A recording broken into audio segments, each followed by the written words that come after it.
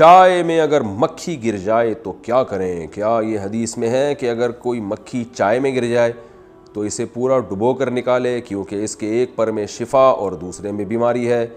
ہدایت اللہ خان کشمیر سے۔ واہ بھائی واہ ہدایت اللہ خان، آپ کیسی بات کر رہے ہیں؟ آپ کہہ رہے ہیں کیا کوئی ایسی حدیث ہے کہ مکھی چائے میں گر جائے؟ تو کیا نبی صلی اللہ علیہ وسلم کے دور میں ہدایت خان چائے تھی؟ کہ آپ کیسی بات کر رہے ہو؟ یہ چائے، نسوار، پان، گٹکا، سگریٹ، یہ تو ہمارے دور کی بدعتیں ہیں۔ آپ صلی اللہ علیہ وسلم کے دور میں یہ چیزیں نہیں تھیں۔ ہاں یہ حدیث ہے کہ کھانے میں اگر مکھی گر جائے تو اس کو ڈبو کے نکال کے پھینک دو کیونکہ اس کے ایک پر میں بیماری ہے، دوسرے میں شفا ہے۔ یہ بالکل صحیح حدیث ہے۔ تو یہ البتہ علماء کہتے ہیں کہ کوئی شرعی حکم نہیں ہے، لہذا اگر کوئی نہ بھی کھائے تو کوئی گناہ نہیں ہے اس میں۔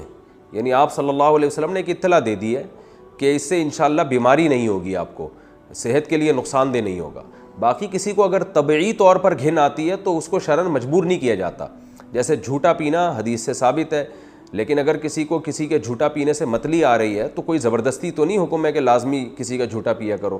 تو ہر ایک کی مزاج الگ ہے، تو ایسے احکام کا تعلق آداب سے ہوتا ہے، شرعی مسائل سے نہیں ہوتا۔ تو اس لیے کوئی اگر مکھی کھانے میں گر گئی ہے تو آپ ڈبو کے نکال کے پھینک دیں اور کھا لیں کھانا، انشاءاللہ آپ کو کوئی بیماری نہیں ہوگی ازروع حدیث۔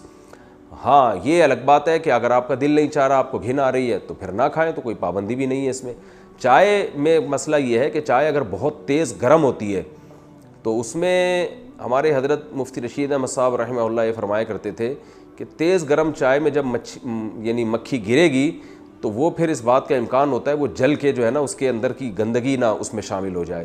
تو ہمارے حضرت فرمایا کرتے تھے کہ اس زمانے میں کھانا اتنا تیز شدید گرم نہیں ہوتا تھا جیسے آج ہوتا ہے، تو وہ اس سے کے کھانے کے بارے میں ہے۔ تو چائے تو کھولتی ہوئی چیز ہوتی ہے، ٹھنڈی ہے تو ایک الگ بات ہے، لیکن اگر کھولتی ہوئی چائے میں مکھی گر جائے وہ تو فوراً جناب اس کا تو وہ بن جاتا ہے، وہ یعنی یوں سمجھیں کہ بوائل ہو گئی وہ تو ایک قسم کی، اور اس کی یہ اس بات کا امکان ہوتا ہے کہ اس کے اندر کی جو گندگی ہے وہ اس میں شامل نہ ہو گئی ہو۔ تو اس لیے تیز گرم چائے میں اگر مکھی گری ہے تو پھر اگر کوئی نہ پیے، اور پھر یعنی پھر اس بارے میں بعض علماء کی رائے ہے کہ حدیث اس سے اس کا تعلق نہیں ہے، پھر وہ ڈاکٹروں سے پوچھیں آپ۔ عورت کا خوشبو لگا کر مردوں میں گزرنا، کیا کوئی ایسی حدیث ہے کہ مرد حضرات کسی جگہ بیٹھے ہوں اور وہاں سے عورت کوئی خوشبودار چیز استعمال کر کے گزرے تو عورت بدکار ہے؟ نور خالق یو پی سے۔ بہت شدید وعید ہے، آپ صلی اللہ علیہ وسلم نے ایسی عورت پہ لعنت فرمائی ہے جو خوشبو لگا کے، تیز خوشبو جو بھڑکنے والی خوشبو ہے اسے لگا کے مردوں کے قریب سے گزرے۔ اس لیے عورت کے لیے ایسی خوشبو کا استعمال کرنا ایسے موقع پہ کہ جب وہ مردوں کے پاس سے گزر رہی ہو بالکل جائز نہیں ہے۔